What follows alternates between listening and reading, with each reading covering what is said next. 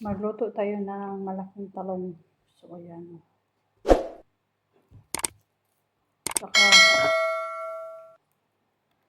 sibuyas din malaki. Sibuyas na white. At saka kamatis. Yan lang yung gulay natin. Tsaka bawang.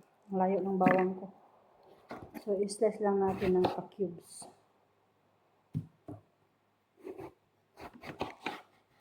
Ayan siya.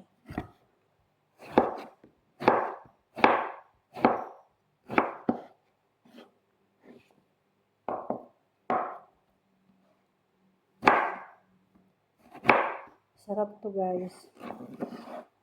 Kaanji na lang yung pagka-slice niya.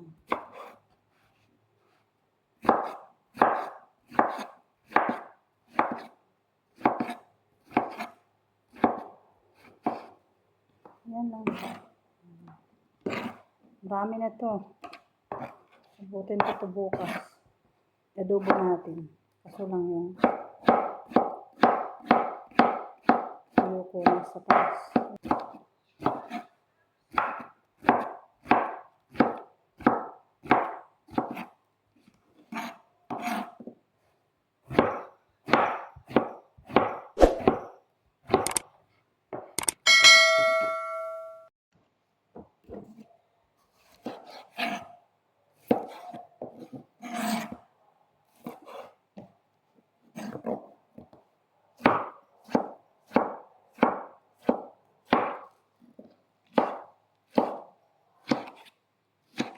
Tirichay.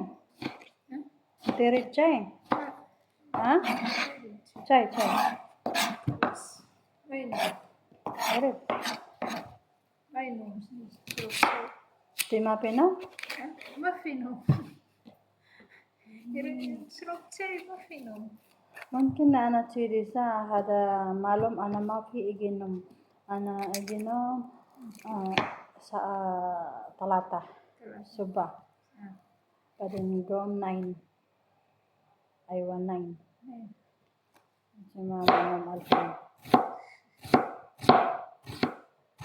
Mungkin ciri anak sarap chay mungkin hada anak mafi iginom. Anak mafi iginom. Badin ana sarap chay. Mungkin hada suba adi mungkin bilil kala sa sarap. Kunci di mapi iginom.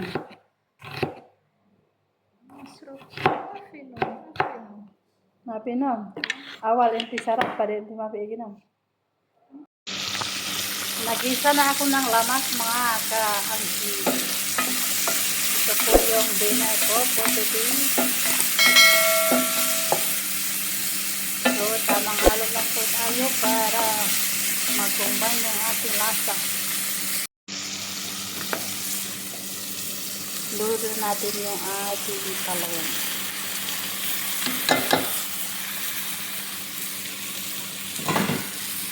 Ang bagas ng apoy. So, pag nagtitid kayo mga ka-auntie, ito lang yung gawin nyo sa talong. Ang dami na makakain ito. Halo lang natin, tamang halo lang para naman yung ating lasa sa ating luto na talong.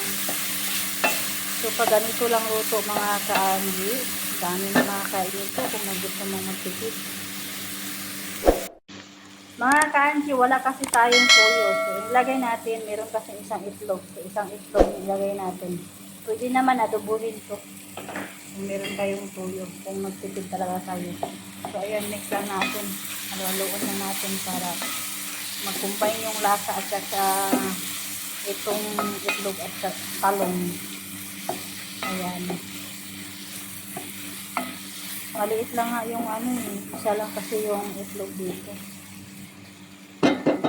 Pwede na yan. So, ayan. Ito ng ating talong with egg.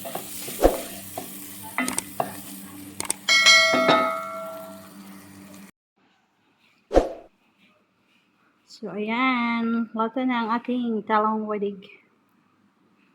Tsaka ito naman yung ating rice.